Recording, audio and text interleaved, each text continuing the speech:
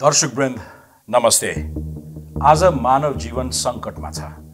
यस्तो सङ्कटको बेला कुनै पनि सरकारको एउटा मात्रै लक्ष्य मानिसको जीवन रक्षा नै हुनुपर्ने हो। तर हामी कहाँ सरकार र सरकारको दाबी गरिरहेका राजनीतिक दलहरू यो महत्त्वपूर्ण दायित्वबाट च्युत भइरहेका छन्।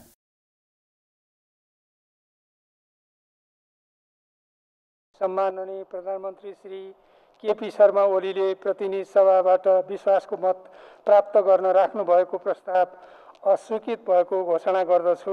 शेरबहादुर देउबा, मैले र उपेन्द्र यादवले हस्ताक्षर गरेर एउटा संयुक्त वक्तव्य राष्ट्रपतिलाई तुरुन्तै सरकार गठनको निम्ति आह्वान गरेका छन्। अरू सबै कुरा थाती राखेर मानिसको जीवन बचाउनु पर्ने आजको मुख्य दायित्व हो। हामी बहुमत पुर्याएर सरकारमा जान्छौँ। हामी दलहरूले प्रयत्न गर्छौँ र अवश्य पनि नयाँ प्रधानमन्त्री नियुक्त हुनेछ। सरकार चलाउने दल मात्र होइन, जनताको लागि राजनीति गरिरहेका भन्ने सबै राजनीतिक दलहरूको मुख्य ध्येय र उद्देश्य त्यही हुनुपर्ने हो। तर नेपालका राजनीतिक दलहरूका लागि यो मानिसको जीवन बचाउने सबैभन्दा महत्त्वपूर्ण कुरा तपशीलमा पुगेको छ। बरु उनीहरूको प्राथमिकतामा त यति बेला पनि सत्ताको भागदौड चलिरहेको छ। आजको भोलि हाम्रो सरकार बन्छ र महन्तजी तपाईँ हामी सरकार भएर 100 बढी मानिसको जीवन कोरोनाले निलिरहेको स्वास्थ्य मन्त्रालयको विवरणले देखाइरहेको छ। जुन गतिले महामारीले अक्सिजनको एक बुन्द नपाएर मानिसहरूको जीवन छटपटाइरहेको छ। यही अक्सिजनको अभावमा मानिसहरूले जीवन गुमाइरहेका छन्। अस्पतालहरूमा कतै ठाउँ छैन। अस्पतालको चौरमा बसेर संक्रमितहरू जीवन मरणसँग लडिरहेका छन् भने उनका आफन्त अस्पतालसँग आफन्तको जीवनको भीख मागिरहेका छन्। सरकार अभिभावक हो, सरकार सहारा हो, सरकार अभिभावक हो। त्यसर्थ मैले विश्वास लिएको छु कि मान्यज्यूहरूले हुन्न भन्ने पक्षमा त कसरी रेजा लाउन, कसरी सही गर्न सक्नुहुन्छ सभामुख महोदय। जनता आफन्तको लास गनिरहेका बेला राजनीतिक दलहरू भने संसदमा सांसदहरूको भोट गनिरहेका छन्। सायद संसारले सोच्नै नसक्ने गैर जिम्मेवार सरकार हामीले पायौं, ताकि जनताको जीवन बचाउने भन्दा आफ्नो स्वार्थ सिद्ध गर्ने काम भइरहेको छ। सायद जनताको जीवनको महत्त्व हुने भएको भए सरकार चलाउनेहरू केही न केही सम्झौता गर्थे। सरकार बाहिर रहेकाहरूले पनि बुझ्नु पर्ने हो के यो बेला सरकार फेरबदलका लागि उपयुक्त समय हो। हामी नेपाली जनता यति धैर्य राख्न सक्छौं कि राजनीतिक दलहरूले जनतामाथि आइलागेको यो संकटको घडीमा सत्ताको ताण्डव मचाउँदा पनि मौन बसिरहेका छौं। कैयन जीवन यति बेला अस्पतालहरूमा समाप्त भइरहेका छन् र कैयन चाहिँ छटपटाइरहेका छन्।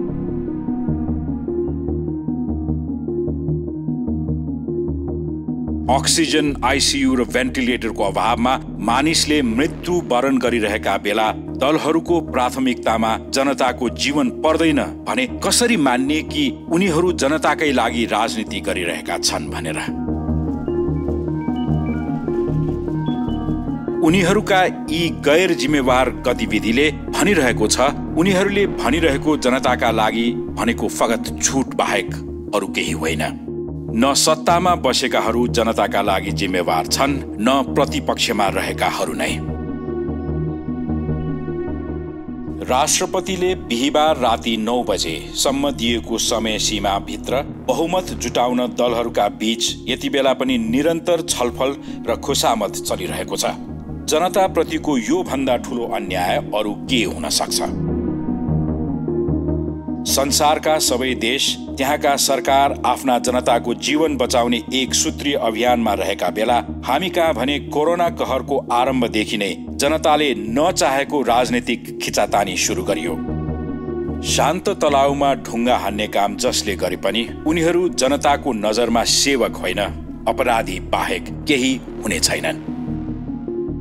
फेरि पनि समय छ जनताको नजरमा अलिकति भए पनि आफूलाई बाँकी राख्ने, नत्र जनताले यसको हिसाब किताब पुरै सुद सहित असुल गर्ने नै छन्। जनताको धैर्यताको धेरै परीक्षा नलिन हामी हाम्रा राजनीतिक दल र तिनका मुखियाहरूलाई आग्रह गर्दछौं। नभए भोलि जनताको पीडाको ज्वालाले सबैलाई एकै पटक समाप्त गर्नेछ। मानिसको जीवन बचे फेरि पनि राजनीति गरौँला। यदि जनता नै रहेनन् भने कसका लागि गर्ने हो यो राजनीति पनि? राजनीति र सत्ता जनताका लागि नै गर्ने हो। आजसम्म यसो गर्नेहरूले पनि जनताकै लागि भनिरहेका छन्। तर जनताको जीवन सङ्कटमा परिरहेका बेला उनीहरूको उपस्थिति र जिम्मेवारी कहीँ कतै जनताले महसुस गरिरहेका छैनन्। जनताको जीवन नै नबाचे कसका लागि राजनीति गर्ने? यही प्रश्नको सेरोफेरोमा आजको कार्यक्रम केन्द्रित हुनेछ। यसका लागि हामीसँग हुनुहुन्छ अधिवक्ता डाक्टर चन्द्रकान्त गेवाली।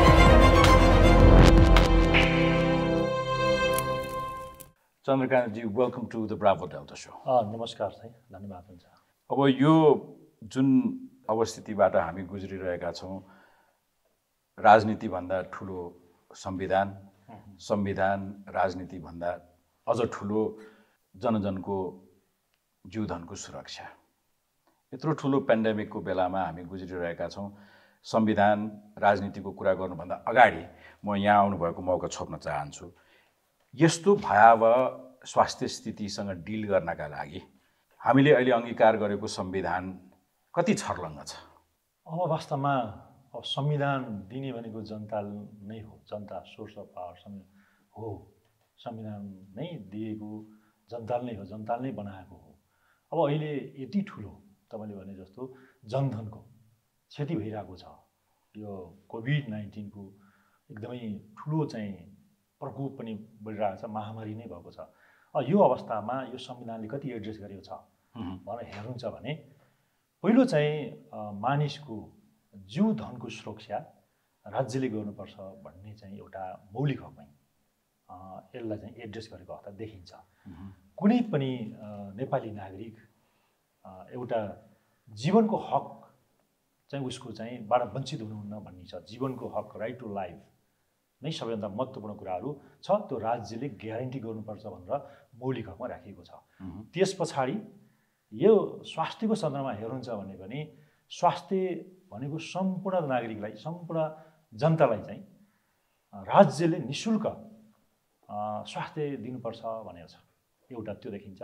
कुनै पनि नागरिक इमर्जेन्सी नपाएर या अहिले अक्सिजन नपाएर, भेन्टिलेटर नपाएर मर्न नपरोस् भन्ने खालको स्वास्थ्य सम्बन्धी हक, त्यो पनि मौलिक हकको रूपमा ग्यारेन्टी गरेको अवस्था देखिन्छ।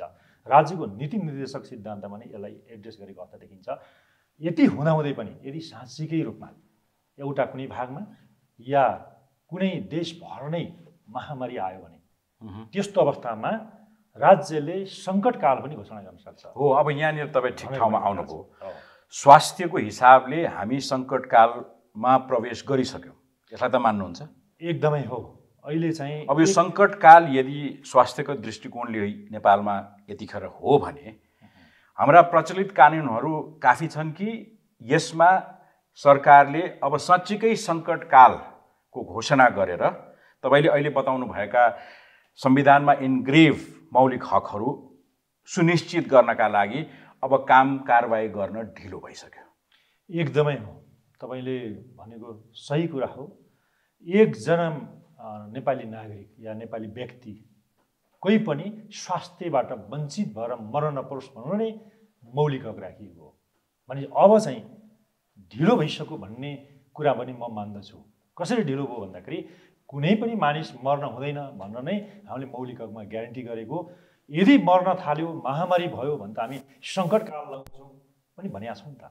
सङ्कटकाल लगाएर पनि त्यो नागरिक र व्यक्तिलाई चाहिँ हामी जीवनको रक्षा गर्छौँ, राइट टु लाइफ दिन्छौँ भनेर भनिसकेपछि अहिलेको संविधानले जे कुरा व्यक्त गरेको छ त्यसलाई कानुन गर्नको लागि ऐन कानुन कति पर्याप्त छन्? तपाईँको पछिल्लो प्रश्न हेर्ने भने कति पर्याप्त छन् भन्ने कुरा ऐन र कानुन हेर्ने भने पनि यो महामारीलाई चाहिँ अन्त्य गर्न, व्यवस्थापन गर्नको लागि तिनटै तहका सरकारलाई विपद व्यवस्थापनको अधिकार दिएको छ।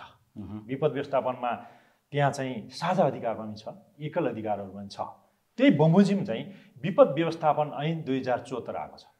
त्यो 74ले त्यहाँ केन्द्रीय रूपमा सङ्घीयमा कार्यकारी समिति पनि छ, प्राधिकरण पनि गठन गर्ने भनेको छ, कार्यकारी परिषद पनि छ, प्रादेशिकमा कार्यकारी समिति प्रादेशिक परिषद पनि छ, स्थानीय तहलाई पनि समेट्ने भनेर त्यो ऐन आएको छ र समग्र त्यो ऐनको चाहिँ आजको दिनसम्म कानुन भएको अवस्था देखिन्छ। स्वास्थ्य सङ्कटकाल यदि सरकारले आजका मितिमा लागू गर्ने अठोट गर्यो भने एकैछिनलाई छोडिदिउँ, मौलिक हकहरूलाई पनि एकैछिनलाई छोडिदिउँ, कार्यक्षेत्रलाई पनि एकैछिन छोडिदिउँ। सङ्कटकाल लागेको खण्डमा नेपाली जनमानसले भोग्न पर्ने कठिनाइहरू कस्ता हुन्छ? अब यस्तो हुन्छ, अहिलेसम्म त सङ्कटकाल लगाएको अवस्था देखिँदैन, छैन। निषेधाज्ञा मात्रै हो। निषेधाज्ञा चाहिँ सङ्क्रामक ऐन 2020लाई चाहिँ प्रयोग गरिएको छ। हालाकि यो ऐन पञ्चायतकालीन ऐन थियो। अहिलेका 3टा सरकारलाई चाहिँ यसले कहीँ कतै पनि समेट्दैन। भनेपछि सङ्कटकाल लगाउन सक्ने प्रत्येक चाहिँ संविधानमा हरेक राज्यले चाहिँ राख्दछ। सङ्कटकाल लगाएपछि राज्यले जब लगाउने के को लागि भन्दाखेरि जीव ज्यान सुरक्षाका लागि हो। जीव ज्यान सुरक्षाका लागि हो भने त्यतिखेर केही मौलिक हक चाहिँ सङ्कटकाल लगाउँदाखेरिका अवधिभर कटेल हुन्छ, केही मौलिक हकहरू। तर त्यो मौलिक हक पनि फेरि सङ्कटकाल खुला हुन्छ, त्यो खुला भइसके फेरि त्यसले उपचार प्राप्त गर्दछ। जहाँ चाहिँ इन्डियाको अम्बेडकर जसले चाहिँ संविधानको मसौदा गर्नुभयो, उहाँले के भन्नुभयो भन्दाखेरि मौलिक हक तिमीले धेरै राख, तर त्यति चाहिँ तिमीले रेमेडी दिन सक्छौ सक्दैनौ। मौलिक हक राख्दैमा चाहिँ रेमेडी प्राप्त गर्न सक्दैनौ भने, प्राप्त गर्न तिमीले दिलाउनौ भने, राज्यले दिलाउन सक्दैन भने मौलिक हक त्यो कालो अक्षर मात्रै हुन्छ।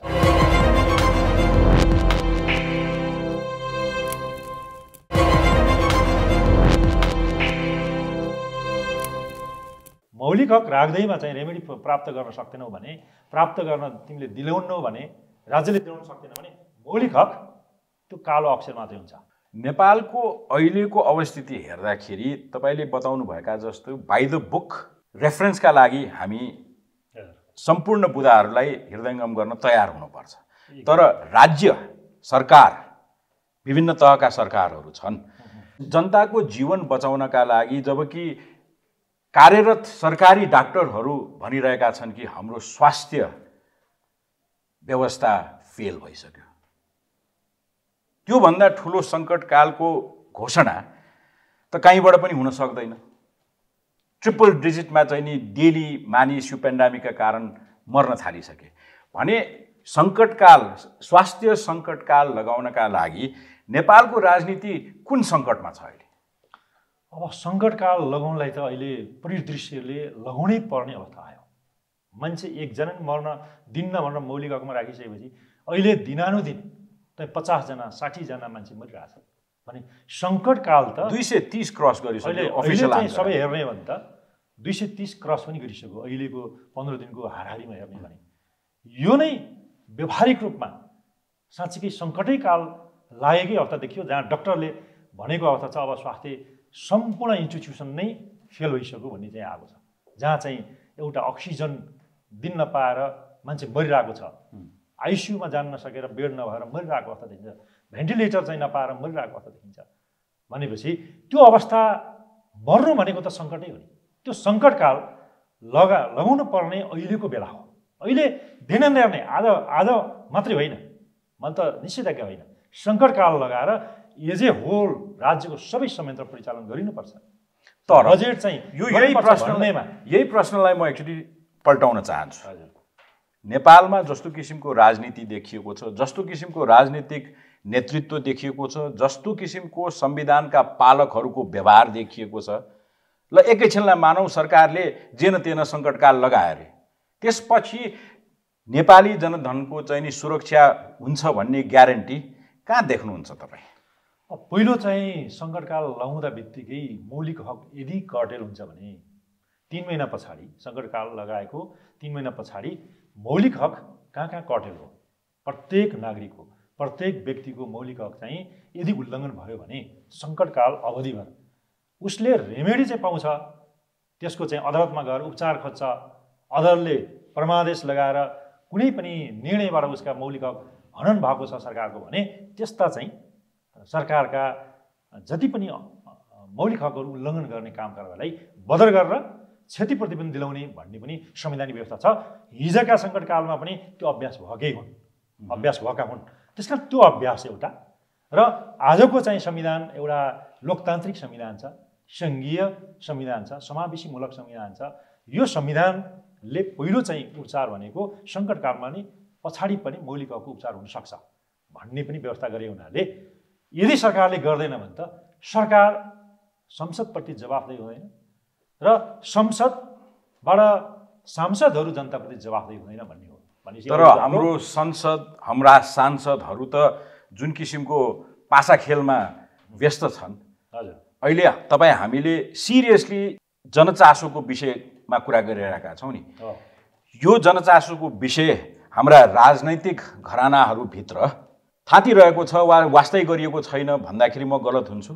तपाईँको दृष्टिकोणले कस्तो देखिरहनु भएको छ? मेरो दृष्टिकोणमा त पहिलो जनतालाई बचाउनु पर्ने सबैभन्दा महत्त्वपूर्ण संवैधानिक दायित्व सरकारको हो।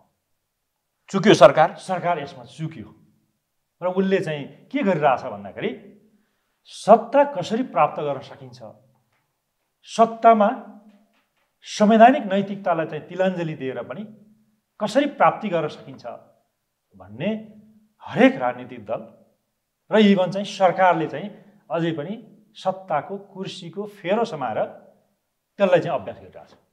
यो अवस्थामा पहिलो यो अपराधलाई दण्डित गर्ने संविधानमा के व्यवस्था छ त?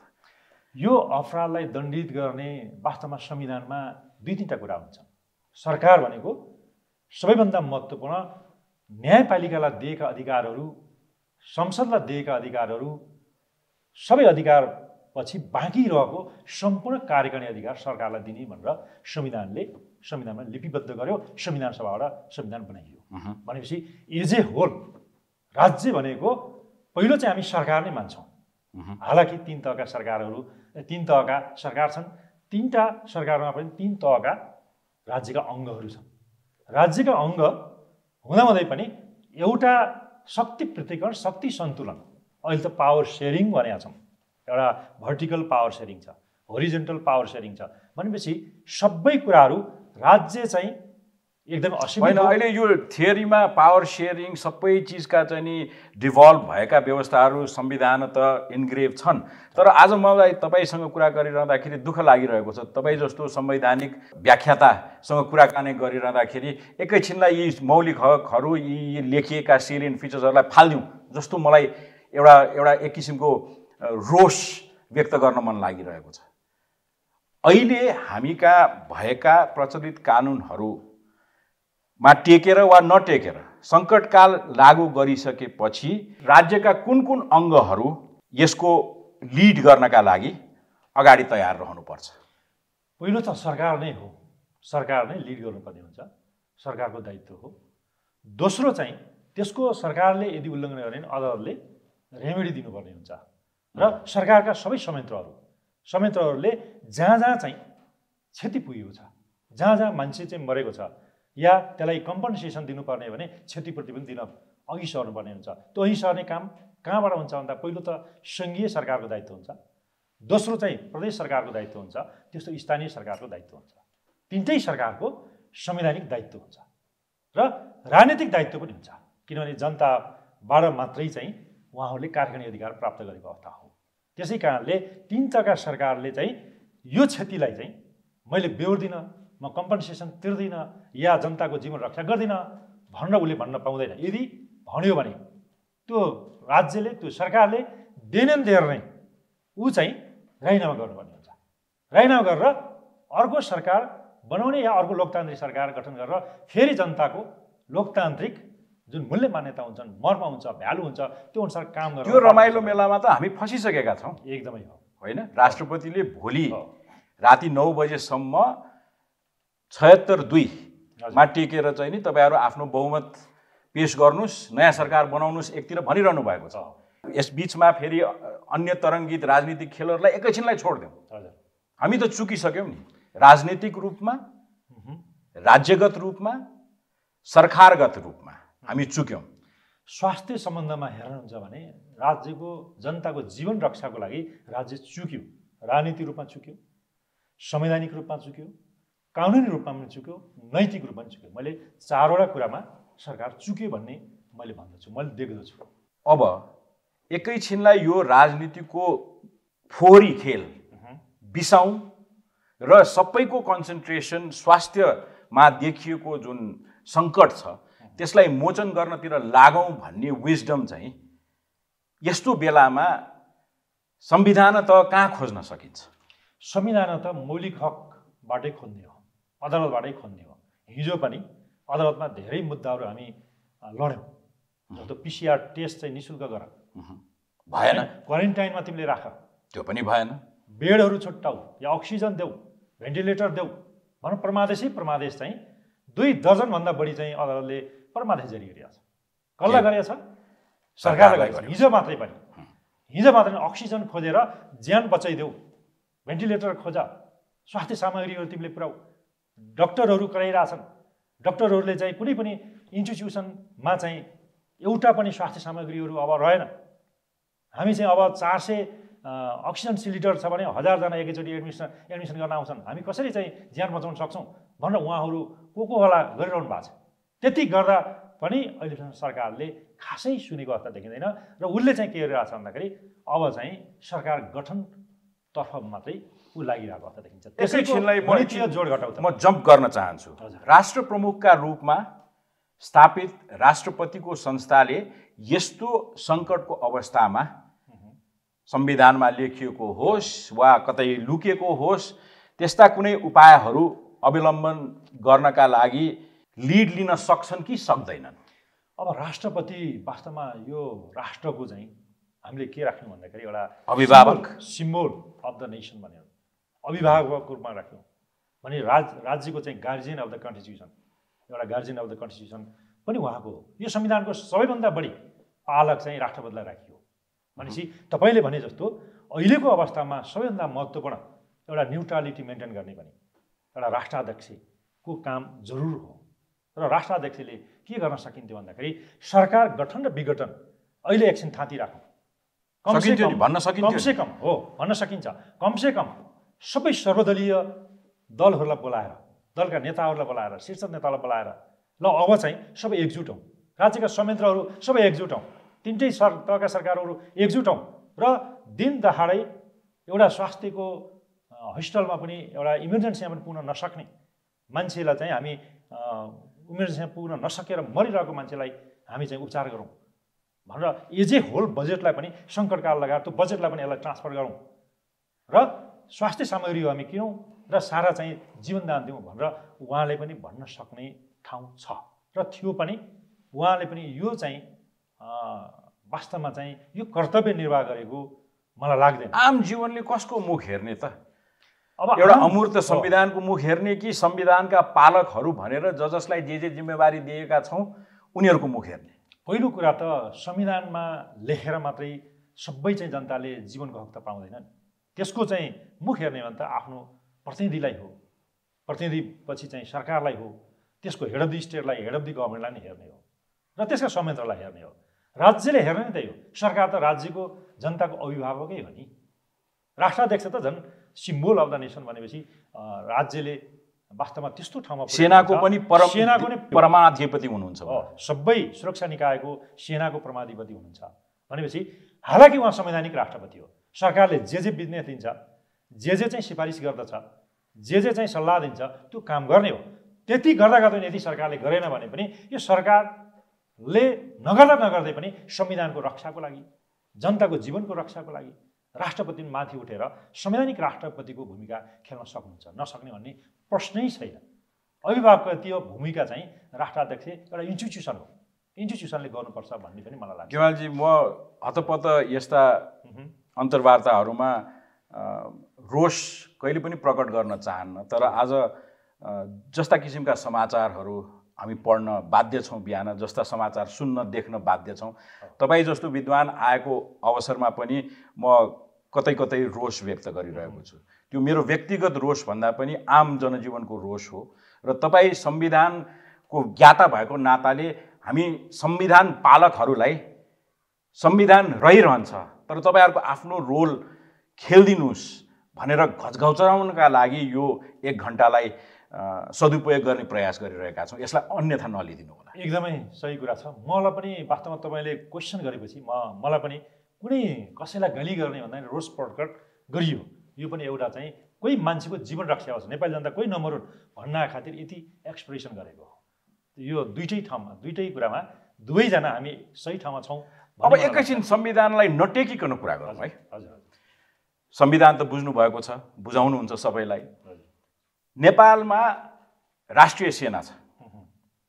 सेनाले परेको बेलामा राष्ट्रिय बोर्डर्सहरूको वा सार्वभौम सत्ताको चाहिँ रक्षा गर्ने काम उसको परम काम गरिरहेको छ होला। तर यस्तो अवस्थामा सेनाले आफ्नो केपेबिलिटी, आफ्नो सामर्थ्यलाई जनधनको क्षति रोक्नका लागि युनिल्याटरली प्रयोग गर्न सक्छ कि सक्दैन? किन नसक्ने? युनिल्याटरली प्रयोग गर्न सक्छ। जस्तो भनौँ न, अस्ति हामी सामान्य सर्वोच्च अदालतबाट यो खुला सिमाना नेपाल भारतको जुन खुला सिमाना छ सदियौँदेखिको, यसमा चाहिँ कम्तीमा रेगुलेट बोर्डर गरियोस् भनेर म र बुद्धिनारायण श्रेष्ठले रिट हालेका थियौँ। र सर्वोच्च अदालतले अहिलेको यो कोभिड-19लाई पनि मध्यनजर गर्दै जति पनि अहिले सङ्क्रामक रोगहरू फैलिरहेछ, भारतबाट आएका नेपालीहरू गाउँ गाउँमा जानाले यो बढी फैलियो। त्यसै कारणले पहिलो त हामी बोर्डरलाई रेगुलेट गर्न पर्यो। नो म्यान्स ल्यान्डमा चाहिँ त्यहाँ खाली गर्नु पर्यो। कम्तीमा सिमाना सुरक्षा गर्न पर्यो। राज्यको चाहिँ यो देशमा बस्ने कुनै पनि व्यक्ति अन्य देशको कुनै पनि सुरक्षा फौजबाट आएर नमारियोस्, त्यसलाई जीवन रक्षा होस् भनेर हामी चाहिँ रेगुलेटेड बोर्डर गरिपाउँ भनेर सामान्य सर्वोच्चमा रिट हालेका थियौँ। सर्वोच्चले अस्ति मात्रै परमादेश पनि जारी गरिरहेको छ। यो कोभिड-19लाई आधार पनि बनाएर जारी गरेको अवस्था देखिन्छ। यो भनेको सेनाहरू पनि कम्तीमा पनि त्यो सिमाना रेखामा सुरक्षा हुन्। कुनै पनि व्यक्ति चाहिँ एउटा क्वारेन्टिनमा राख्नुपर्ने हो कि त्यो सङ्क्रामक रोग लिएर आछ कि या त्यसलाई परीक्षण गर्नुपर्ने हो कि PCR टेस्ट गर्नुपर्ने हो कि, यो कुरा सेनालाई पनि जिम्मा दिने हो भने, सरकारले जिम्मा दिने हो भने सेनाले गर्न सक्छ। सेनाले गर्न नसक्ने भन्ने प्रश्नै छैन। तर त्यसको नेतृत्व सरकारले गर्नुपर्ने स्थिति हो। भनेपछि यो अवस्थालाई पनि सरकारले अहिलेसम्म यसलाई चाहिँ दृष्टि चाहिँ पुऱ्याएको अवस्था देखिएन। अब यस्तो एउटा सक्षम संस्था हामी कहाँ छँदै संविधान त त्यो संस्था पनि बेला बेलामा हामीलाई सरकारले, वैधानिक सरकारले दिएको अर्डर हामी पालना गर्छौँ भनेर ऊ पनि कन्स्टिट्युसनली बसिरहेको अवस्था। सरकारले पनि यसलाई हामीले अगाडि ल्यायौँ भने हामीले उपलब्ध गरेका चाहिँ नि राजनीतिक छलाङहरू सबै पखालिएर जान्छ कि भनेर उसलाई चलाउनलाई अप्ठ्यारो मानिरहेको अवस्था त छ नि। त्यो अवस्थाबाट दुःख पाए कसले? जनताले एकदम हो। यसको फाइन थिन लाइन तपाईँ कसरी सुझाउन चाहनुहुन्छ नेपाली सेनालाई? नेपाली सेनालाई चाहिँ पहिलो त सरकारले नै आदेशै दिनुपर्छ। सरकार त्यतिकै चाहिँ सरकारले आदेश नदिकन उसले गर्न सक्दैन। तैपनि सरकारले यदि गर्दै गरेन भने पनि नेपाली सेनाको पनि एउटा, हालाकि प्रहरीको शान्ति सुरक्षा गर्ने प्रहरीको काम हो। शस्त्रले एउटा चाहिँ सीमादेखि लिएर कुनै चाहिँ राज्यको भनौँ न एउटा प्रदेशहरूका यसको चाहिँ सीमा रेखालाई पनि उसले सुरक्षा गर्न सक्छ। तर त्यत्तिकै बोर्डरको सुरक्षा गर्ने र जनताको सुरक्षा गर्नलाई सेनालाई चाहिँ पहिलो त सरकारले नै आदेश गर्ने हो। यदि गर्दा गर्दै पनि सरकारले गर्न सकेन भने पनि सेनाले पनि एउटा वेलफेयर स्टेट भन्छ नि, वेलफेयर स्टेटको लागि सेना पनि परिचालन गरेर सेनाले पनि आफैले नै आफ्ना चाहिँ होस्टल छन् नि सेनाका पनि, होस्टलबाट पनि मोबिलाइज गर्दै सेनाको नै बजेट छ, नभएको होइन, बजेट पनि छ, त्यसलाई परिचालन गर्दै सेनाका डक्टरहरू हुनुहुन्छ उहाँहरूलाई परिचालन गरेर केही स्टेपसम्म अगाडि बढाउन सकिन्छ। सक्नुहुन्छ उहाँहरूले पनि, नसक्ने भन्ने होइन, उहाँकै क्षेत्राधिकारभित्र रहेर पनि गर्न सकिन्छ। अर्को एउटा जनस्तरको प्रश्न, जसरी प्रधानमन्त्री केपी ओलीले आफूलाई विश्वासको मत माग्नुभयो संसदमा र त्यसबाट डिफिटेड हुनुभयो, त्यसपछि उहाँको कार्यकारी भूमिका केयरटेकर प्राइम मिनिस्टरमा खुम्चियो भन्छन् मान्छेहरू। तर जबसम्म उहाँ प्राइम मिनिस्टर हुनुहुन्छ, केयरटेकर होस् या कार्यकारी प्रधानमन्त्री होस्, प्रधानमन्त्री त हो, उहाँले आफ्नो कार्यकारी अधिकार प्रयोग गर्नका लागि अस्तिको संसदको घटनापछि उहाँको हात खुट्टा बाँधिएको हो।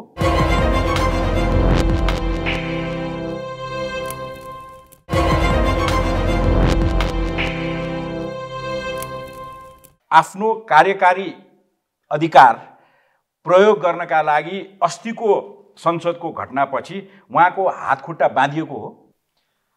अब चाहिँ यस्तो हो, हेर्नुहोस्, अब मैले के देख्दछु भन्दाखेरि यो संविधानले 7 किसिमका प्रधानमन्त्रीको परिकल्पना गर्यो। 7 किसिमका प्रधानमन्त्री। पहिलो प्रधानमन्त्री बहुमतको प्रधानमन्त्री, दोस्रो प्रधानमन्त्री संयुक्त प्रधानमन्त्री, तेस्रो प्रधानमन्त्री अल्पमतको प्रधानमन्त्री, चौथो प्रधानमन्त्री एउटा प्रतिनिधि सभाको सदस्य प्रधानमन्त्री, पाँचौं प्रधानमन्त्रीको रूपमा सधैँ रहिरहने एउटा प्रधानमन्त्री डिफिटेड भयो भने जहिले पनि पाँचौं प्रधानमन्त्रीको रूपमा रहन्छ, त्यो भनेको काम चलाउ प्रधानमन्त्री। बहुमतको प्रधानमन्त्री डिफिटेड भएर काम चलाउ प्रधानमन्त्री, संयुक्त सरकार डिफिटेड भयो काम चलाउ प्रधानमन्त्री, अल्पमतको सरकार डिफिटेड भयो काम चलाउ प्रधानमन्त्री, सदस्य डिफिटेड भयो काम चलाउ प्रधानमन्त्री। अर्को सदस्य चाहिँ विश्वासको मत लियो भने त्यो सदस्य फेरि चाहिँ अविश्वास प्रस्ताव दर्ता गर्दाखेरि त्यो सदस्यलाई पनि फेरि अर्को अविश्वास प्रस्ताव दर्ता गर्दाखेरिको अर्को प्रधानमन्त्री जुन पेश गरिन्छ। त्यसपछि एउटा प्रधानमन्त्री मृत्यु भयो भने फेरि वरिष्ठतम व्यक्ति पनि प्रधानमन्त्री भनेर यस किसिमका 7 किसिमका प्रधानमन्त्रीको हाम्रो संविधानमा परिकल्पना गरियो। 7 किसिमका प्रधानमन्त्रीमा सबै किसिमका प्रधानमन्त्रीलाई कार्यकारिणी अधिकार रहेन, कार्यकारिणी अधिकार दिएन। पहिलो, दोस्रो, तेस्रो, चौथो प्रधानमन्त्रीलाई कार्यकारिणी अधिकार छ। जब पहिलो प्रधानमन्त्री चाहिँ डिफिटेड हुन्छ त्यो फेरि काम चलाउ सरकारमा परिणत हुन्छ, भनेको धारा 77(3) चाहिँ परिणत हुन्छ। त्यो भनेको पहिलो बहुमतको सरकार डिफिटेड भयो भने 77(3) को प्रधानमन्त्रीमा जान्छ, त्यो भनेको काम चलाउ प्रधानमन्त्री हुन्छ। काम चलाउ भनेको जनताको कार्यकारिणी अधिकार संसद मार्फत उसको सम्बन्ध विच्छेद हो, होल रूपमा सम्बन्ध विच्छेद भयो भनिन्छ। तर यदि साँच्चीकै सङ्कट लाग्यो, साँच्चीकै राइट टु लाइफको प्रश्न उठ्यो, साँच्चीकै चाहिँ देश अहिले त लाग्यो, साँच्चीकै त्यस्तो भयो, अहिलेको अवस्था आयो भने यो अवस्थालाई मात्रै उसले कार्यकारिणी अधिकार भनेको राजनीतिक अधिकार प्रयोग नगरिकन उसले संवैधानिक अधिकार, कानुनी अधिकार एकछिन मान्नुहोस्, त्यसलाई थाँती राखेर एजे होल यो देशको चाहिँ आफ्नो पार्टीको स्वार्थ, व्यक्तिको स्वार्थ अर्थात् प्रधानमन्त्रीको अधिकारभन्दा माथि उठेर राष्ट्र बचाउनलाई या संविधान बचाउनलाई या जनता बचाउनको लागि उसले चाहिँ कार्यकारिणी अधिकारमा त्यो हदसम्म प्रयोग गर्न सकिन्छ। फेरि सकिन्छ, नसक्ने भन्ने प्रश्नै होइन। कार्यकारिणी केवल राजनीतिक सरकार बनाउँदा र गणितीय खेल खेल्दाखेरि नहुन सक्छ, छैन, हुँदैन पनि। तर अन्य अवस्थामा जनताको जीवधनको लागि सम्पूर्ण प्रधानमन्त्री एउटै हो। म आज यो प्रश्न किन सोधिरहेको छु भने संसदको अस्तिको अन्तिम सेसनलाई हेर्दाखेरि न पार्टी एक ढिक्का छ, न नेतृत्वका कसैको मन मिलेको छ, न अपोजिसनको भूमिकामा उसले निर्वाह गर्नलाई कुनै चासो देखाएको छ। हैन, छेद विच्छेद रूपमा नेपालको संसद अहिले चलिरहेको छ वा छैन? अब अहिलेको हाम्रो साँच्चीकै हेर्ने नै सुधारिएको संसदीय व्यवस्था हो नि। हिजो के सुधारियो त? हिजो यो पछि कुरा गरौँ। हैन, हिजो प्रधानमन्त्रीय पद्धतिको भनियो हैन, संविधान लेख्दाखेरि कसैले राष्ट्रपतीय पद्धतिको संविधान बनाउन भनियो। दोस्रो चाहिँ नेपाली काङ्ग्रेसले संसदीय शासन पद्धतिको एउटा चाहिँ शासन पद्धति अपनाऊ भनियो पनि।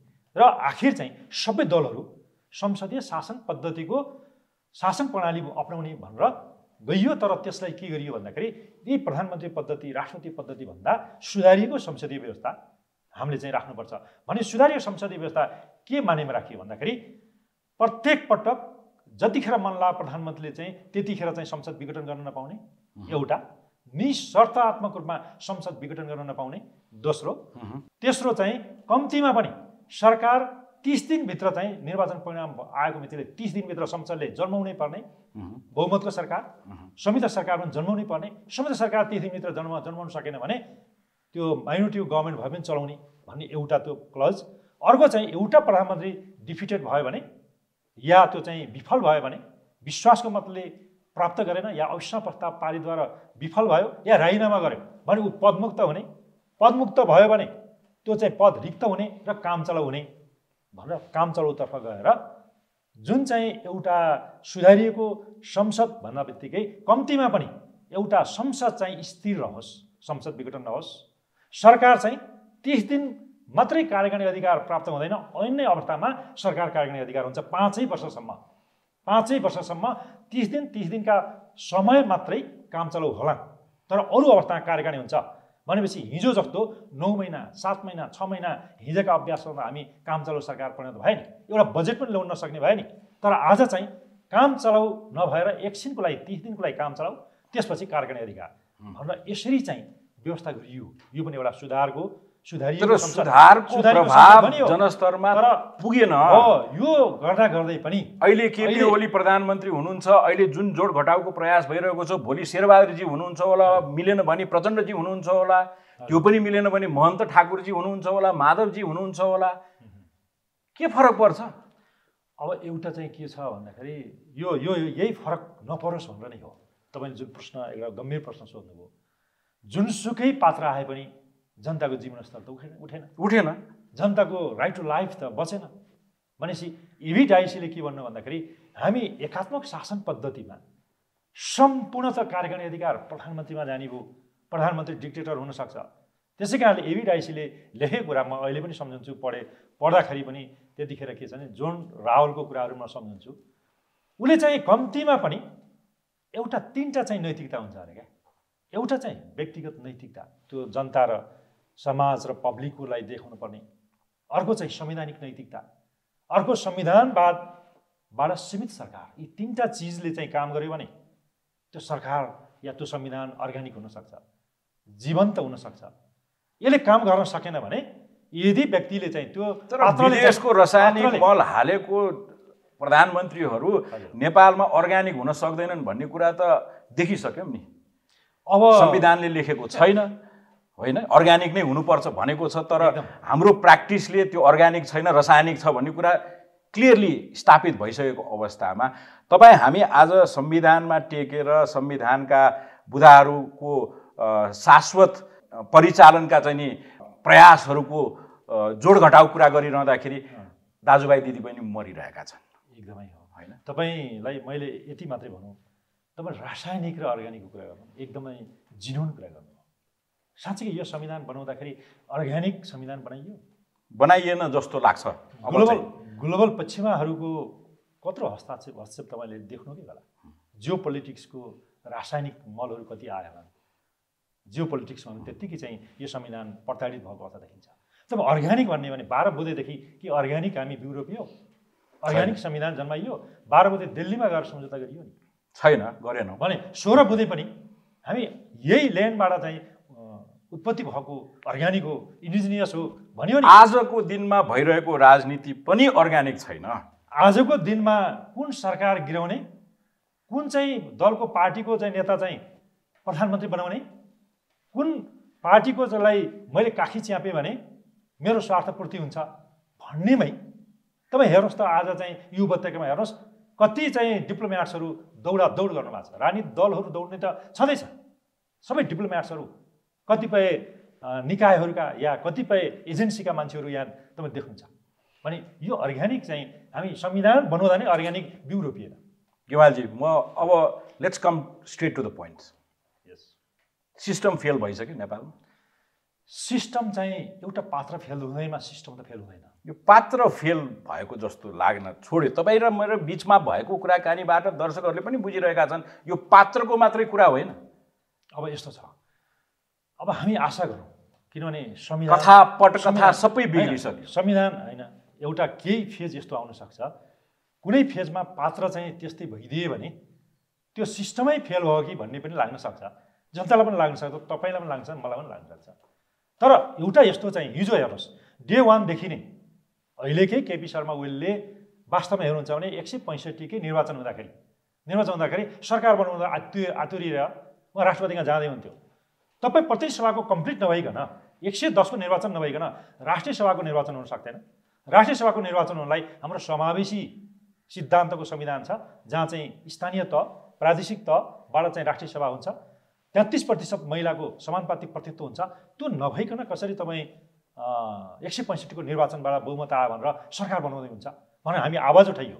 आवाज उठाएपछि उहाँ चाहिँ हच्किनु भयो र आखिर राष्ट्रिय सभाको निर्वाचन गर्नै पर्यो र प्रतिनिधि सभा कम्प्लिट भयो र आखिर चाहिँ पछि चाहिँ उहाँले सरकार बनाउँदा पनि संसदभित्रको शपथै नलिकन गर्नुभयो। भनेपछि हिजो चाहिँ डे 1 देखि उहाँले संविधानलाई मिच्दै आएर संसद छल्दै आएर अध्यादेश मार्फत संविधान निकायका प्रमुखहरू पदाधिकारीहरू नियुक्ति गर्नुभयो। तर हिजो चाहिँ फेरि पार्टी विभाजन भयो भनेर सर्वोच्चको डिभिजन बेन्चले बोल्दा बोल्दै पनि पार्टी विभाजन भयो, नयाँ सरकार बनाउने प्रक्रियामा पनि जालझेल छ भन्ने कुरा सुन्न थालिसक्यो। को आधिकारिक को नआधिकारिक, कसले फ्लोर क्रस गर्ने, कसले चाहिँ नि आफ्नो पार्टी सदस्यहरू त्यागेर चाहिँ नि अर्कोसँग गएर मिल्ने, यो गन्जागोल कति दिनसम्म कन्स्टिट्युसनले थेग्न सक्छ? होइन, एउटा मैले डे 1 देखि एउटा सरकारको यो सबै संविधान मिच्दै आउँदा पनि आखिर चाहिँ बाध्य भएर उहाँले अहिले चाहिँ अस्ति विश्वास मत त लिनुभयो नि, लिन त जानु नि। यो एउटा हिजो चाहिँ जतिसुकै संविधान मिचे पनि संविधानमा लेखेर हुन्छ भन्ने पनि कतिपय दलहरू थिए, प्रधानमन्त्री हुनुहुन्थ्यो, तर आज चाहिँ संविधानमा लेखेको हुँदो रहेछ भनेर विश्वासको मत लिनै पर्ने मेरो संवैधानिक दायित्व भन्ने दृष्टिकोणबाट फेरि उहाँ सुधार हुँदै आएर विश्वास मत लियो। फेरि चाहिँ अहिले चाहिँ उहाँ त सुधार हुनुभयो होला, उहाँले आफ्नो विश्वासको मत लिनुभयो, हार्नुभयो, उहाँ केयरटेकर प्राइम मिनिस्टरको स्टेटसमा पुग्नुभयो। तर उहाँलाई रिप्लेस गर्न बन्ने आगामी गभर्मेन्टहरूका लागि जुन तिगडम देखिएको छ नि, त्यसमा आधिकारिकताको कुरा निस्किएको छ। महन्त ठाकुर छुट्टै इमेल पठाउनुहुन्छ राष्ट्रपतिलाई, उपेन्द्र यादव आधिकारिक होइन, म हुँ 1 नम्बरको चाहिँ नि अध्यक्ष। सत्तारूढ नेकपा एमाले अझै पनि 2 फ्याकमा विभक्त छ। अनुपस्थिति आफ्नो एउटा चाहिँ नि पोलिटिकल जेस्चर थियो होला, तर शेरबहादुर देउबाको क्याम्पमा गएर माधव नेपाल अझै पनि गुफ्तगु गरिरहनु भएको छ। यो कस्तो किसिमको संवैधानिक राजनीति हो? पहिलो त नैतिकता अहिले मैले कुरा गरेँ, त्यसमा कानुनी नैतिकता, राजनीतिक नैतिकता भन्ने त धेरै पर छ। संवैधानिक नैतिकता कम्तीमा पनि संवैधानिक नैतिकता, जस्तो एउटाले व्हिप जारी गर्यो भने कोही तटस्थ बस्ने, कोही अनुपस्थिति हुने, कोही फ्लोर क्रस गर्ने, के यो संवैधानिक नैतिकता हो? यो पाइएन, यो पाइँदैन। हिजो पनि 67 सालमा मैले जल्दी सम्झिरहेको छु, 67 सालमा एउटा प्राइम मिनिस्टरको लागि पुष्पकमल दाहाल, रामचन्द्र पौडेल 7-7 चोटि लड्नुभयो, 17 चोटि पनि लड्नु, 7-7 पटक लड्नुभयो। मैले भन्दैछु 7-7 पटकमा मैले उहाँहरू विरुद्धमा रिट हालेँ सामान्य सर्वोच्च। हजुर, त्यसो 17 पटकसम्म गयो। सर्वोच्चले 17 पटक पुग्दाखेरि तटस्थ बस्न तिमी कसरी तटस्थ बस्यौ?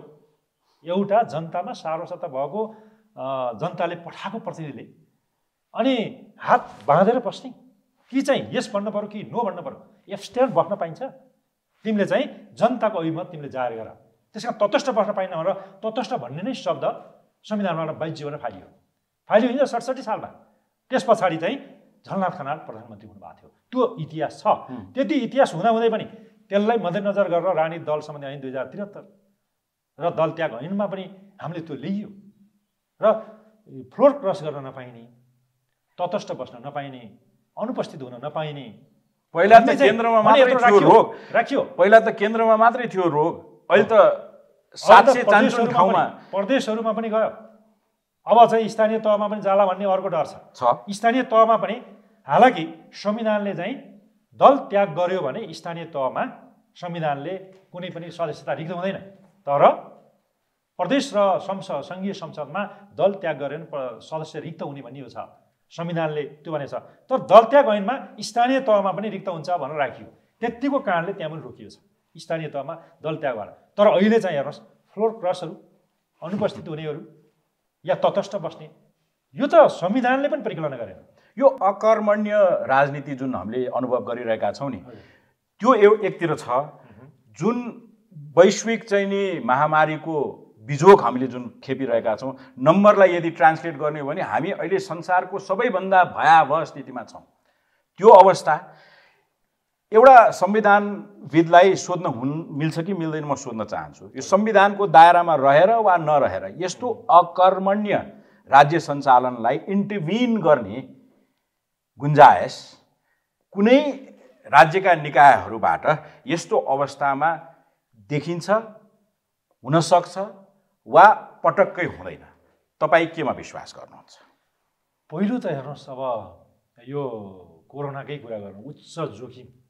अहिले नेपालको जनसङ्ख्या, नेपालको भूगोललाई आधार बनाएर हिजो मात्रै मैले हेरेको थिएँ, WHO को एउटा उसले चाहिँ we are the highest, Nepal उच्च जोखिममा छ, विश्वकै भारतभन्दा पनि उच्च जोखिममा छ भनेपछि त्यो स्थितिमा तपाईँले अहिले चाहिँ जुन राज्य चाहिँ एकदम निर्लज्ज भयो भने, राज्यले चाहिँ कुनै पनि इन्स्टिट्युसनलाई चाहिँ प्यारालाइज गर्यो भने, या उसले चाहिँ त्यो गर्नै चाहेन भने र जनता चाहिँ मरे गरे जीवनै बचाउन सकिएन भने कसैले इन्टरभेन गर्न सक्छ भन्ने संविधानविदको हैसियतले तपाईँले बोलिदिनु पर्यो भन्नुभएको मैले बुझेँ वास्तवमा।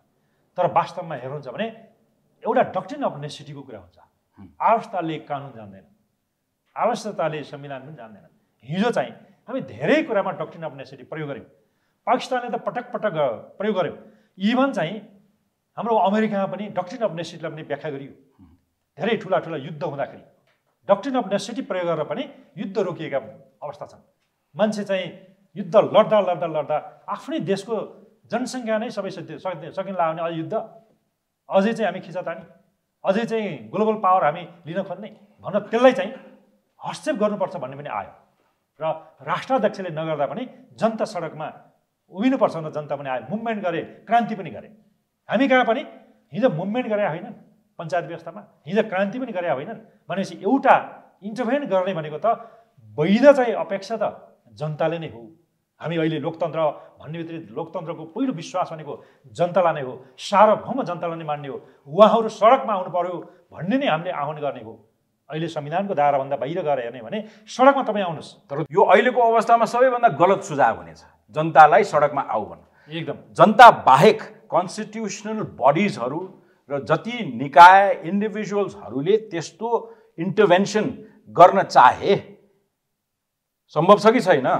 पहिलो चाहिँ अदालतले गर्नुपर्ने हुन्छ संविधान र दृष्टिकोणले। म अहिले चाहिँ लोकतन्त्रको कुरा अदालतले नै गरिरहेको पनि छ, केही त्यतिले पनि पुगेन।